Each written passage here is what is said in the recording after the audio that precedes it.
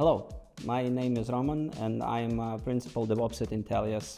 Also, I'm a senior lecturer at Lviv Polytechnic National University, and I'm giving lectures for informational and communicational systems and also modern tendencies in cloud security.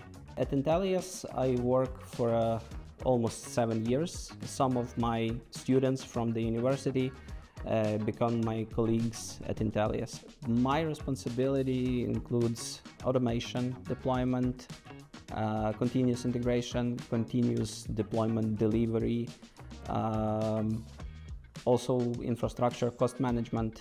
We have to ensure that feature reaches the end user without any uncomfortability and in the time. From 2020, when pandemic started, I just found that I have a lack of communication, so I decided to start something new, and that's how I became a lecturer. I like to share my knowledge with colleagues and students, so when you share your knowledge, you learn something that you didn't cover before. Despite I'm a DevOps engineer, I also like to work with embedded services and artificial intelligence and other technologies.